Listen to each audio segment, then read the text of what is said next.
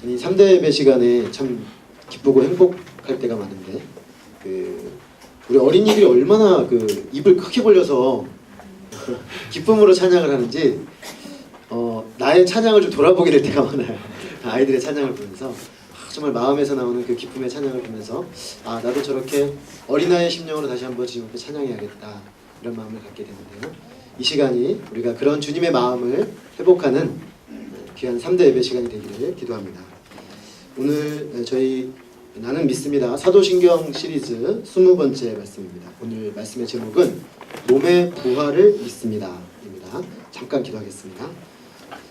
사랑하는 아버지 하나님, 기쁘고 행복한 예배 자리를 허락하시고 우리를 아무 조건 없이 그리스도의 십자가 피의 은혜를 힘입어 당신 앞에 나갈 수 있도록 문을 여시고 초청하시고 인도하신 것을 참으로 감사합니다.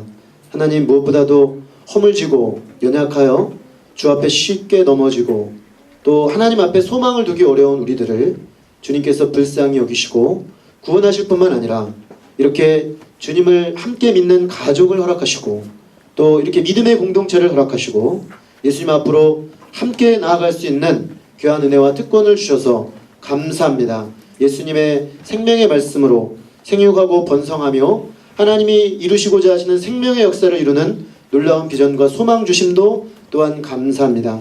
하나님, 이 시간 감격하며 우리 주님께 찬양을 올려드리며 나올 때 하나님, 저희 심령 가운데 위로부터 하늘의 놀라운 은혜를 부어주시고 하나님으로 말미암는 새 소망을 덧입혀 주옵시기를 간절히 기도합니다. 아버지, 오늘 사도신경 말씀을 통해서 몸의 부활에 대해서 나누고자 합니다. 주님의 성령께서 깨달음을 주시고 또 하나님 말씀을 밝히 드러내어 주셔서 저희들이 이 믿음 위에 굳게 서는 복된 시간 되도록 도와주시옵소서. 성령님께 이 시간을 의탁하오며 저는 예수 그리스도 이름으로 기도했습니다. 아멘.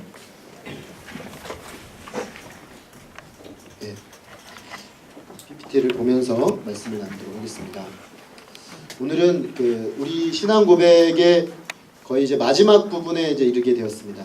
오늘이 몸의 부활에 대한 고백이고요. 이제 다음 달 마지막으로 영생에 대해서 나누면 끝이 나게 되겠습니다. 몸의 부활을 믿습니다. 몸이 다시 사는 것을 믿습니다. 이렇게 되어 있습니다. 우리 신앙 고백에는. 그러면 이 몸의 부활의 의미를 우리가 살펴보기 위해서는 필연적으로 죽음의 문제에 대해 생각하지 않을 수가 없겠죠.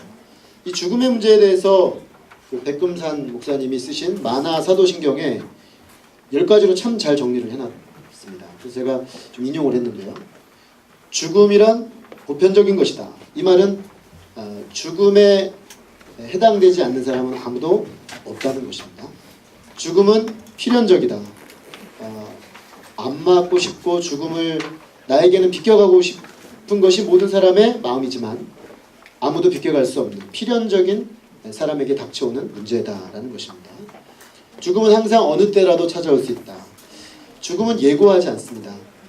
내가 한 100살쯤 됐을 때 찾아오면 좋겠다. 뭐 이렇게 마음은 그런데 오늘 당장이라도 찾아올 수 있는 것이 죽음입니다. 그렇기 때문에 사실은 죽음이라는 것이 우리에게 불안을 초래하죠. 7절에 보면 죽음은 불안의 원천이다. 이렇게 말할 수가 있습니다. 죽음은 이처럼 예측 불가능합니다.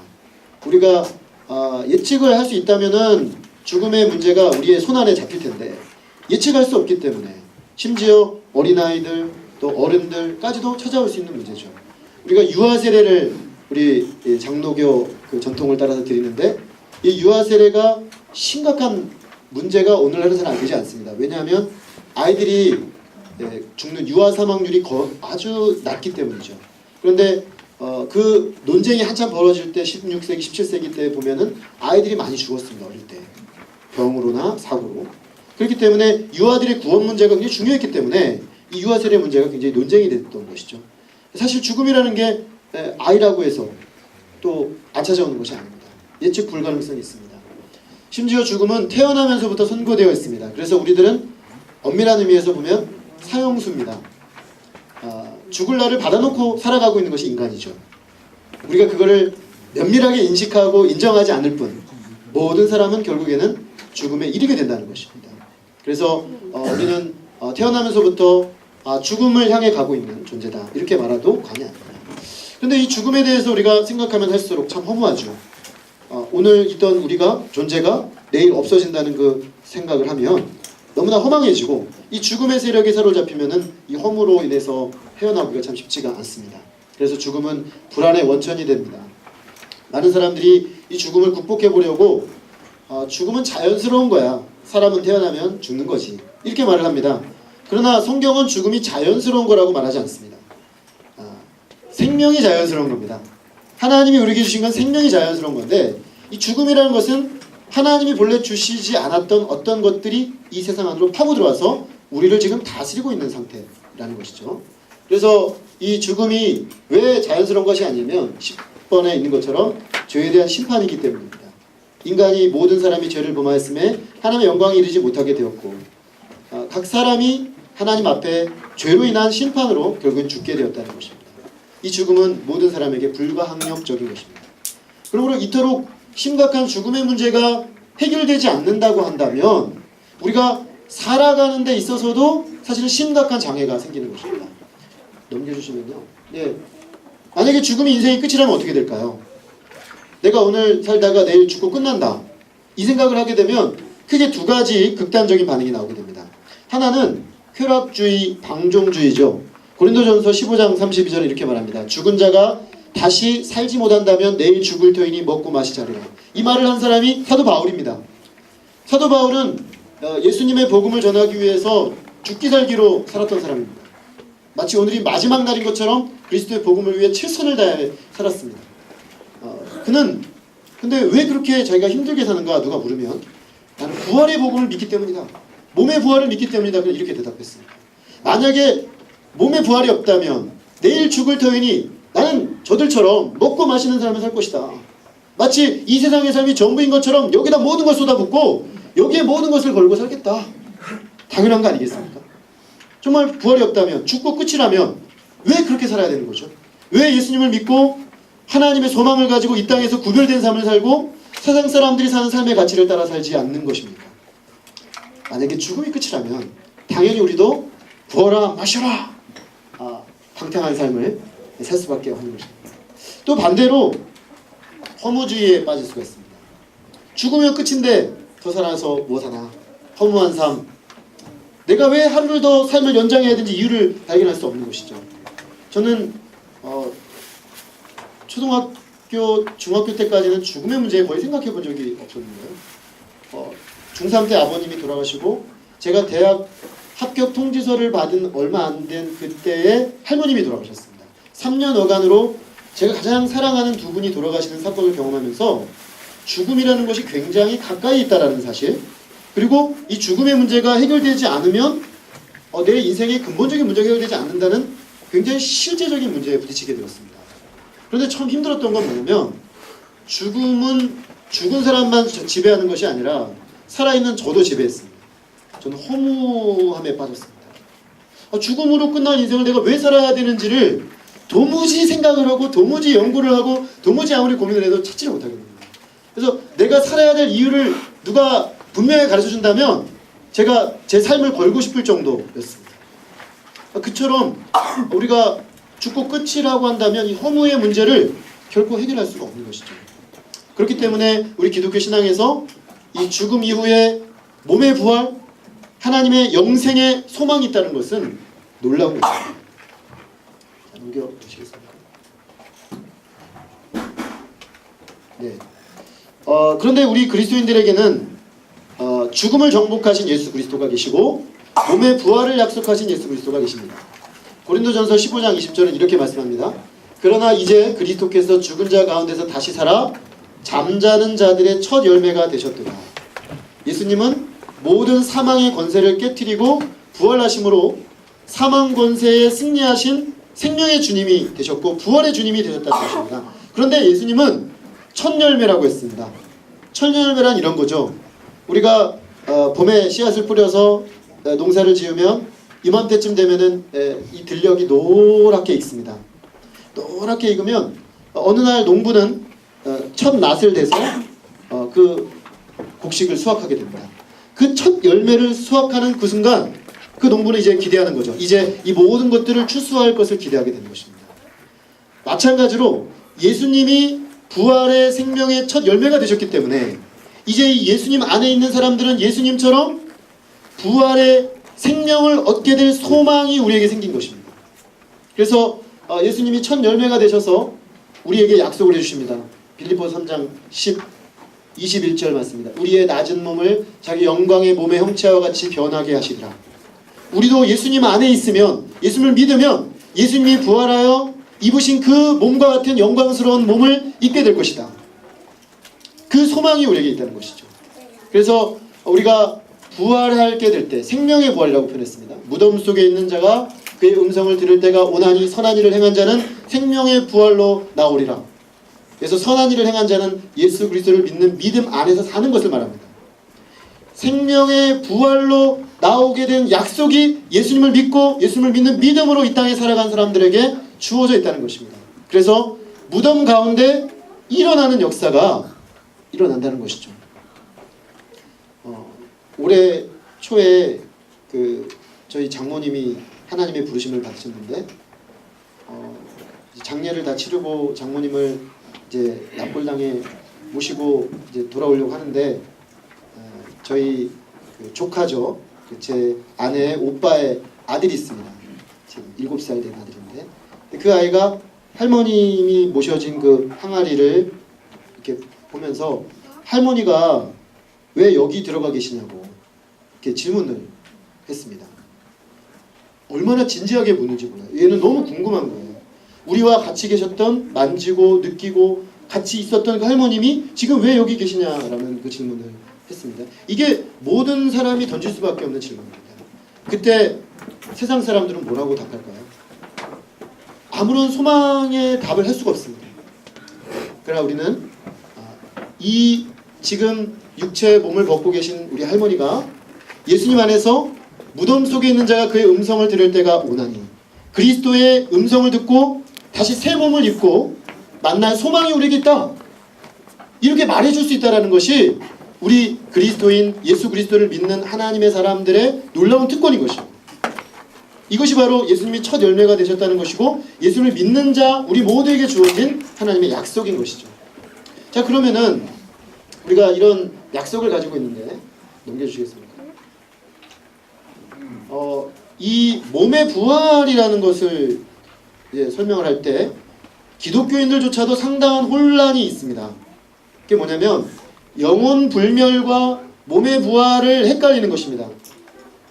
영혼 불멸이 아니고 몸의 부활입니다. 영혼 불멸은 우리 기독교의 성경에 나오는 사상이 아니고 저쪽 헬라 사상이고 우리 동양의 전통적 사상입니다. 그런데 많은 사람들이 기독교 신앙, 예수님을 믿는 게 마치 영혼 불멸인 것으로 생각을 하는 것이죠. 영혼 불멸이란 영혼은 불멸한다 라는 것입니다. 영혼 자체가 영원하다는 것이죠. 기독교는 그렇게 말하지 않습니다. 영혼은 하나님과 관계가 살아있을 때 살아있는 것이지 그 자체로 불멸하는 존재가 아닙니다. 영혼은. 그런데 그쪽 세계에서는 그렇게 말하죠. 그래서 여기서 중요한 거는 전생, 이생, 내생이 있게 됩니다. 영혼이 계속 사는 겁니다. 그래서 불교에서는 전생에 이 몸을 입었다가 이생에 인간 몸을 입었다가 다음 생에 무슨 몸을 입을지 몰라요. 그래서 다음 생에 좋은 몸을 입기 위해서 이 생에서 잘 살아야 되는 것입니다. 그래서 그들은 영혼의 불멸을 전제하고 얘기하는 것인데요. 사실은 영혼의 불멸이라는 건 하나님을 배제한 채로 말하게 되면 상당히 위험한 것입니다. 우리의 영혼은 하나님과의 관계 속에서 생존하고 살아있는 것이라고 말할 수 있는 것입니다. 그런데 이들은 영혼의 불멸을 말하면서 그럼 육체는 뭐냐? 영혼의 감옥입니다. 감옥. 예. 감옥이라고 부르어요. 감옥은 뭡니까? 갇혀있는 곳이죠. 영혼이 갇혀있는 것이 육체입니다. 그러므로 이쪽 관점에서 보면 구원이 뭐냐면 육체를 벗어나는 것입니다. 육체를 벗어나서 영혼이 자유롭게 되는 것이 구원입니다. 그러므로 이들이 봤을 때 구원이란 이 육체를 벗어버리고 영혼이 자유롭게 떠돌아다니는 그것이 구원이 되는 것이죠. 과연 기독교의 구원론이 그런가 하는 것입니다. 과연 그게 우리가 믿는 몸의 부활인가 하는 것입니다. 그렇지 않다는 것입니다. 인간은 몸과 영혼을 가진 전인적 존재라고 말합니다. 성경은. 그래서 인간은 이 몸이 있죠. 여러분들이 저를 지금 볼 때 보는 거, 이게 저의 전인격의 중요한 부분입니다. 몸입니다. 이건 제 몸입니다. 제 몸. 하나님이 저에게 주신 몸인데, 이 저의 몸은 영혼을 가두는 감옥이 아닙니다. 영혼을 가두는 감옥이 아니라 영혼을 담는 그릇입니다. 제 이 몸 안에 영혼이 담겨 있습니다. 그렇기 때문에 제 영혼과 제 몸이 하나가 되어 결합되어 있을 때 그것을 살았다라고 합니다. 그러므로 몸도 내 존재의 중요한 부분이고요, 영혼도 내 존재의 중요한 부분입니다. 영혼만 중요하고 몸은 버려야 될 게 아니라는 것이죠. 우리 기독교에서는 그래서 몸을 중요시 여깁니다. 여러분, 굉장히 놀랍지 않습니까? 몸을 사랑하라고 말합니다. 그게 기독교적입니다. 왜냐하면 심지어 고린도후서에 보면은 너희 몸이 성령의 전인 줄을 알지 못하느냐 그랬습니다. 성령이 우리 가운데 거하시는, 역시 그릇이라는 뜻이죠. 성령이 거하시는 그릇인데 우리가 이 몸을 함부로 대하면 되겠습니까? 성령이 내 안에 계시는데 내가 함부로 엉뚱한 거 보고 엉뚱한 데로 가고 엉뚱한 행동을 해서 이 몸을 더럽힐 수는 없는 것이죠.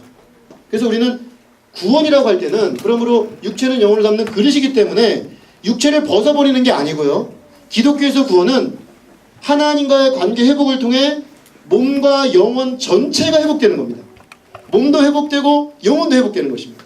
이것이 기독교에서 말하는 구원이고 몸의 부활인 것입니다. 그러므로 우리는 구원받는다고 했을 때 영혼이 저 어떤 모호한 어딘가를 떠돌고 어딘가에 가 있는 것이 아니고 새로운 몸을 입는 것이 바로 우리의 구원이라는 것입니다. 자, 근데 이걸 이해하려면 성경에서 말하는 죽음과 구원이 뭔지를 좀 정리할 필요가 있습니다. 넘겨주시겠습니다. 예, 성경에서는 죽음을 세 가지로 말합니다. 죽음은 분리되는 것입니다. 모든 분리되는 것을 죽음이라고 하는데, 첫 번째 영혼의 죽음입니다. 죄로 인해 영혼이 하나님과 분리된 상태. 에베소서에 보면은 너희는 과거 죄와 허물로 죽었다라고 표현하고 있습니다. 즉 우리가 아담의 범죄 이후에 우리는 하나님과 영적으로 분리된 채로 태어납니다. 그래서 자연인은, 태어난 모든 사람은 영적으로 봤을 때 죽어있는 상태입니다.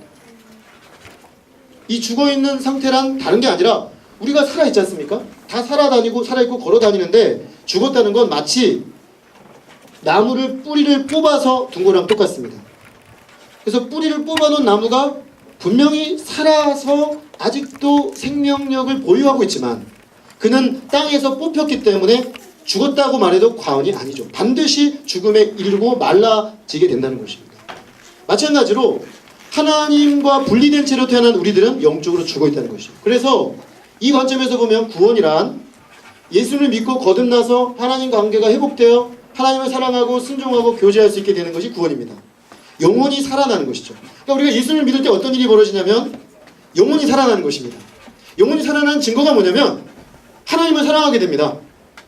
하나님 말씀을 듣고 싶어집니다. 하나님과 교제하고 싶어집니다. 예배하고 싶어집니다. 하나님을 믿는 사람들과 대화하고 싶어지고요, 하나님이 말씀하시는 걸 듣고 싶어지는 거예요. 이게 살아났다는 증거죠. 그래서 하나님과의 관계 맺는 자리를 사모하게 되는 거예요. 이게 구원받는 증거입니다. 구원받은 증거들. 이게 바로 영혼의 죽음에서 우리가 예수를 믿을 때 거듭나 살아났다, 생명을 얻었다, 구원을 얻었다 라고 할 때 1차적으로 말하는 것입니다. 근데 두 번째, 육체의 죽음이 있습니다. 육체의 죽음은 우리의 영혼과 육체가 분리되는 것입니다. 아까 영혼 불멸에서는 그게 구원이라고 말했지만 우리는 그것을 구원이라고 말하지 않고 죽음이라고 말합니다. 즉 영혼과 육체가 분리되는 상태는 정상적인 상태가 아닙니다. 그러면 우리 믿는 사람들이 죽으면 어떻게 되는 겁니까? 믿는 사람들이 죽으면 영혼과 육체도 우리도 분리됩니다. 믿지 않는 사람들도 죽고 믿는 사람도 죽습니다. 육체의 죽음이 있습니다. 그러면 예수님을 믿는다는 게 도대체 무슨 차이가 있는가? 이런 질문이 생기죠. 예수님을 믿는 사람들은 좀 다릅니다. 죽으면 모든 육체가 다 땅에 들어가서 썩습니다. 일정한 기간이 되면 다 흙으로 돌아갑니다. 우리는 이 육체를 벗어버리게 되는 것이죠. 그러면 영혼은 어디로 가는가? 우리가 성경을 통해 볼 때 두 장소로 갈립니다. 나사로와 그 부자의 비유를 보면 나사로는 아브라함의 품에 가 있었습니다. 예수님이 십자가에 못 박혀 돌아가실 때 양쪽에 강도가 있었습니다. 한쪽 강도는 주여 낙원에 이르실 때 나를 기억하소서라고 요청했습니다. 그때 예수님이 말씀하셨습니다. 네가 오늘 나와 함께 낙원에 있으리라. 그 낙원이 바로 예수 그리스도와 함께 아브라함의 품에 있는 영혼이 있는 곳입니다. 주님과 함께 즉각적으로 하나님의 그 부요함, 영적인 부요함에 참여하는 것이죠. 반대로 누가복음 16장의 나사로, 그 반대편에 있었던 부자가 가는 곳이 따로 있습니다. 거기를 스올이라고 합니다. 스올. 잠재적인 장소입니다. 낙원, 스올. 최종적으로 새 하늘, 천국, 그다음에 지옥, 이 장소가 이건 최종적으로 영원한 죽음의 상태에서 결정되는 것이지만, 지금 죽어 있는 우리 믿음 안에서 돌아가신 분들이 어디 계신가? 주님과 함께 낙원에 계십니다. 낙원에. 자, 근데 이것은 잠정적 상태입니다. 우리가 이것을 완전한 구원이라고 하지 않습니다. 그럼 언제 완전한 구원이냐? 영원한 죽음을 벗어야만 완전한 상태입니다. 영원한 죽음은 뭐냐면 믿는 자도 부활하고 믿지 않는 자도 결국 부활합니다. 근데 최종적 주님의 심판의 자리에 서게 될 것입니다. 그 최종적 심판의 자리에서 주 예수 그리스도와 믿음으로 연합하여 이 땅에서 영혼의 구원을 얻은 사람들, 그리하여 주님과 함께 있었던 사람들은 새 몸을 입고 부활하고, 혹시 우리 중에 예수님이 재림할 때까지 살아있는 사람들이 있다면 그 사람은 그 자리에서 들려 올려져 새 몸을 입게 된다라고 말합니다. 그리하여 하나님과 영원토록 같이 있는 그 새 몸을 입고 새 하늘과 새 땅에 함께 있는 구원이 있고, 영원토록 주님과 분리되는 상태, 그것이 바로 영원한 죽음입니다.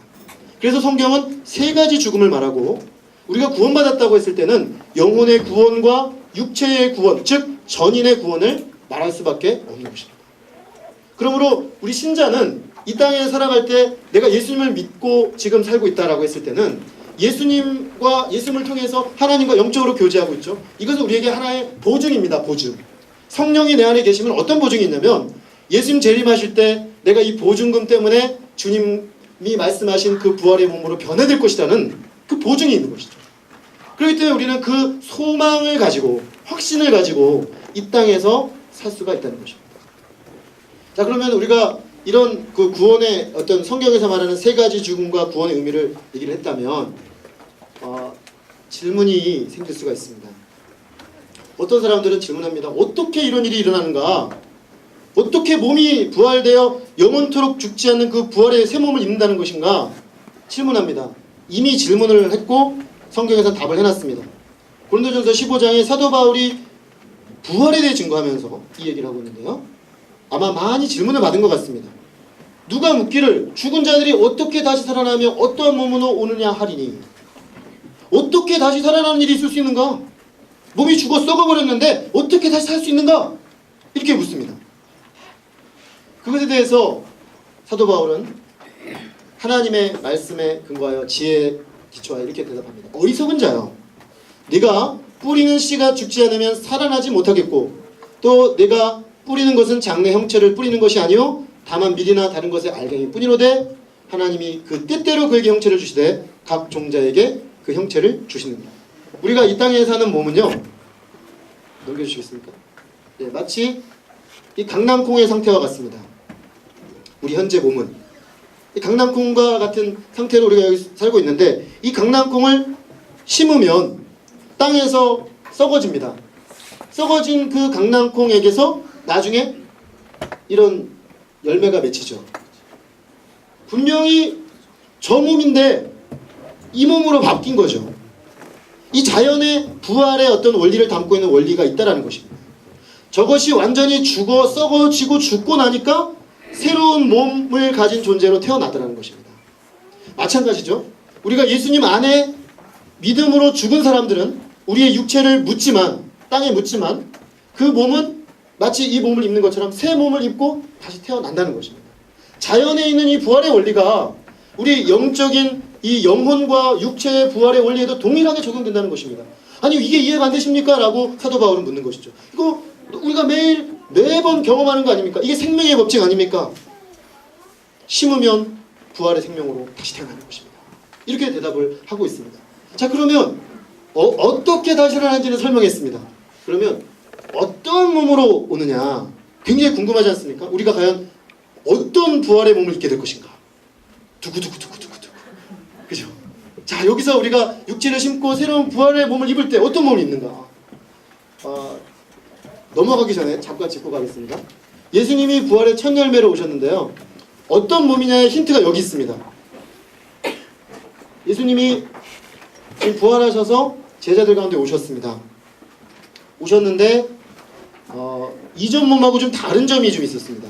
그게 뭐냐면 제자들이 문을 꽁꽁 걸어 잠그고 있었는데 예수님이 문을 열지 않고 그냥 들어오셨습니다.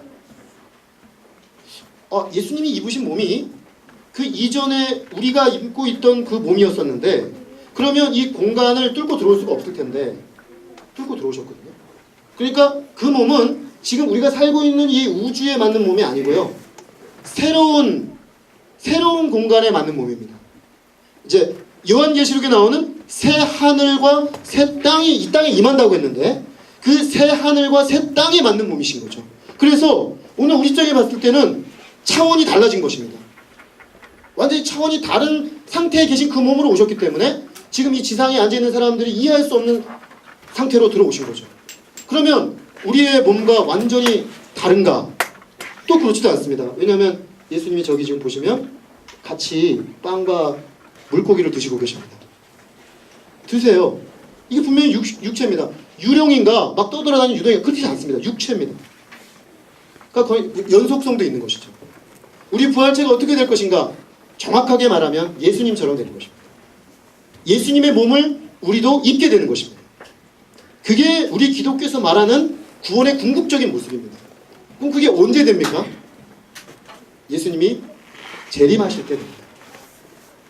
그러므로 우리 그리스도인들은 이 예수님의 재림의 때를 기다릴 수밖에 없는 것이죠. 재림을 얘기하면 사람들이 부담을 느낍니다.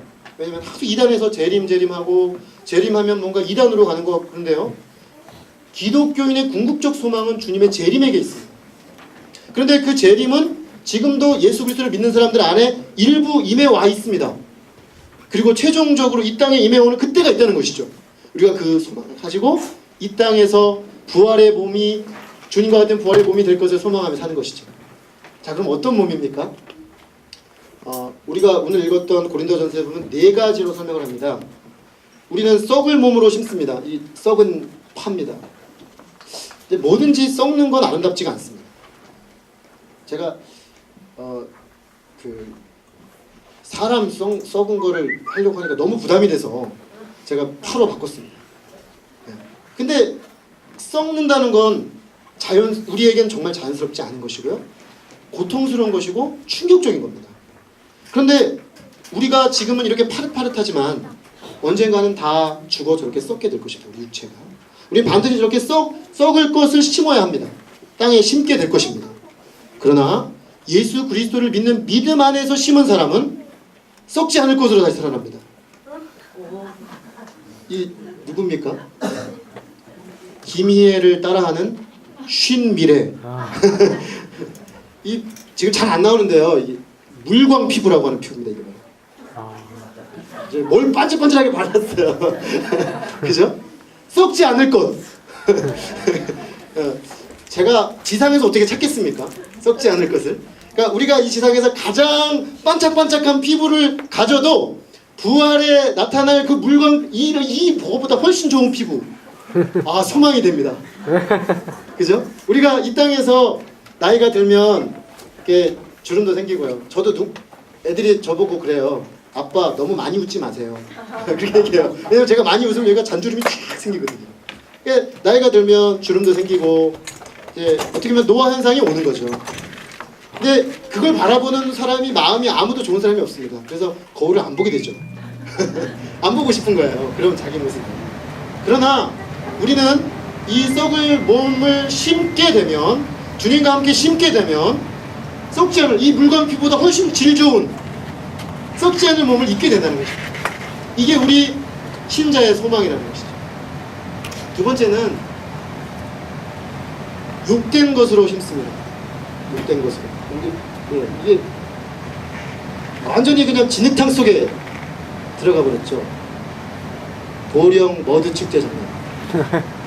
완전 진흙탕 속에. 이게 근데 현재 우리 상태입니다.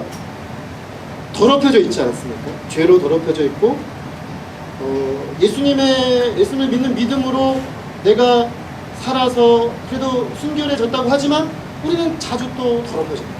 그래서 우리 탄식하죠. 주님 앞에 예배로 나올 때마다 주님, 여전히 제가 이렇게 더럽혀져 있고 제가 이렇게 욕된 존재입니다.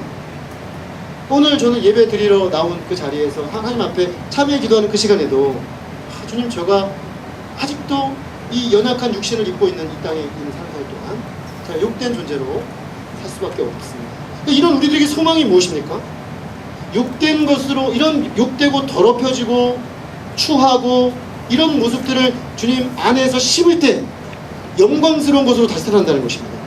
이렇게, 그죠? 깨끗하게 씻음을 입고, 네, 그죠? 기뻐하는 이, 그죠? 그죠?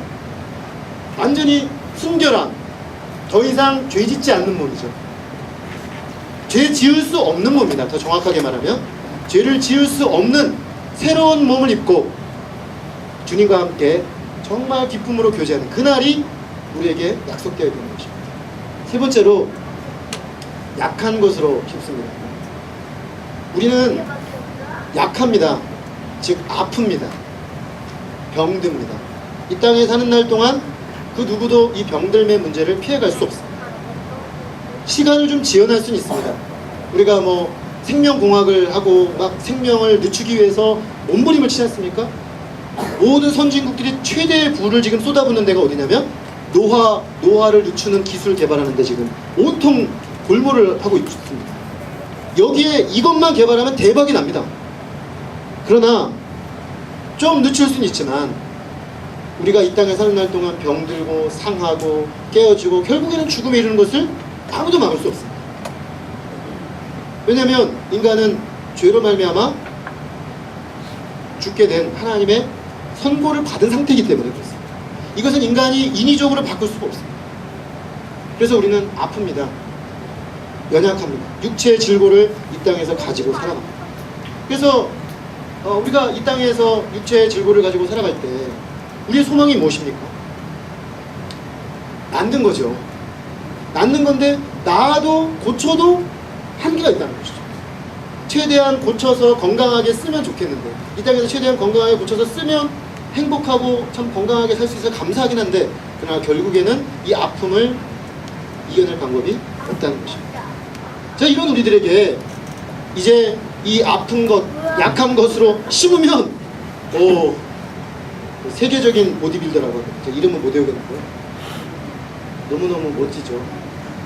근데 이런 몸으로 태어나기 싫어하는 분들도 있을 거라고 저는 봅니다. 꼭 이 몸이 아니라 건강한 몸, 강한 몸, 더 이상 아프지 않고 힘들지 않은 몸이죠. 특별히요, 이 땅에 장애를 가지고 있는 분들이 있습니다. 선천적이든 후천적이든 주님이 주시는 새 몸은 장애가 없는 몸입니다. 장애가 없는 몸. 그래서 우리가 있을 수 있는 가장 최고의 상태로 주님께서 우리를 다시 태어나게 하시는 것이죠. 이게 바로 부활, 새 몸이 주는 소망인 것입니다. 네, 마지막으로 육의 몸으로 신고 신령한 몸으로 다신다고 했습니다. 죄송합니다. 우리를 들켜서. 제 증명사진인데 너무 잘 찍으려다 표정이 이상하게 나와서 제가 볼 때마다 힘든, 그래서 20장을 찍었는데 이제 마지막 한 장만 처분하면 되는. 근데 이 몸이 육의 몸입니다. 육의 몸. 저의 몸은 육의 몸입니다. 즉 다시 말하면 이 몸으로 주님 앞에 영원히 살 수 없는 몸이라는 것이죠. 이 몸은 이 땅에 사는 날 동안 이 지상에서 살 때 필요한 몸입니다. 지상에서 살 때. 그래서 지상에서 사는 날 동안 이 몸을 가지고 건강하게 또 우리가 몸을 유지하고 또 주님 기뻐하시는 삶을 살고자 몸부림을 치면서 살아가는 것이죠. 그러나 저는 이 몸을 사랑하지만 이 몸을 입고 싶어요. 신령한 몸. 근데 이 신령한 몸이 어떤 몸인지 지금 알 수는 없습니다. 한 가지 확실한 건 뭐냐면 신령한 몸도 저와 연속성이 있다는 거죠. 못 알아보면 안 되잖아요. 근데 예수님이 부활하셨을 때 마리아가 처음에 예수님 못 알아봤습니다. 동상직인 줄 알았습니다. 왜냐하면 너무 달랐기 때문에. 근데 잠시 후에 나다 이렇게 얘기를 하시니까 마리아가 자세히 보니까 예수님 맞습니다. 이 얘기는 뭐냐면 어떤 모종의 연속성도 있고 굉장히 다른 측면도 있다는 것이죠. 그래서 저는 확신하는 것은 신령한 몸이란 분명히 몸인데 새 하늘과 새 땅에 최적화된 몸으로 저는 반드시 다시 새 몸을 입게 될 그 소망을 가질 때 얼마나 감사한지 모르겠습니까? 이것이 우리 그리스도인이 가지고 있는 몸의 부활을 믿는다고 했을 때 우리가 가진 소망이라는 것입니다. 네, 이제 정리를 좀 해보겠습니다. 하이델베르그 요리문답 우리 어린이들 매주 배우고 있죠. 예, 너무 열심히 아주 멋지게 잘하고 있어요. 제가 너무 볼 때마다 1층에 가서 이렇게 해놓은 거 볼 때마다 너무너무 감사해요. 앞에서 이끌어가는 우리 중고등부 형님들 너무 수고가 많고 또 그림 그리고 따라가느라고 수고한 우리 초등 1학년부터 수고가 많아요. 자, 근데 우리가 이 하이델베르그 문답의 57문답에 보면 이런 질문이 나옵니다. 몸이 다시 사는 것을 믿는 믿음은 당신에게 어떤 위로를 줍니까? 이 생이 끝나면 즉시로 나의 영혼이 그 머리 대신 그리스도께로 취하여질 뿐만 아니라 우리가 예수님을 믿으면 이 생이 끝날 때 우리 영혼은 즉각적으로 그리스도께로 갑니다. 그러니 눈물도 더 이상 눈물도 슬픔도 해됨도 상함도 없는 기쁨만이 가득한 곳으로 가는 것이죠. 그러니 죽음은 고통이고 아픔이고 슬픔이고 이별이고 아픔이지만 그러나 우리가 예수님 안에서 봤을 때는 좋은 것을 받으러 가는 상을 받으러 가는 것입니다. 이 확신이 있는 것이죠. 그런데 여기서 끝이 아니라는 것이죠. 이 나의 몸까지도 그리스도의 능력으로 일으킴을 받아 나의 영혼과 다시 연합하여 그리스도의 영광스러운 몸과 같아질 것이라는 위로를 줍니다. 그 몸을 입을 위로가 우리에게 있습니다. 이게 하이델베르그 요리문답의 고백입니다. 그리고 이게 모든 예수 그리스도를 믿는 믿음의 사람들이 똑같이 고백하는 믿음의 고백입니다. 우리가 이 고백을 이 시간 다시금 우리 마음에 새롭게 할 수 있기를 간절히 기도합니다. 자, 그러면 이 고백이 우리에게 어떤 실제적 의미가 있습니까?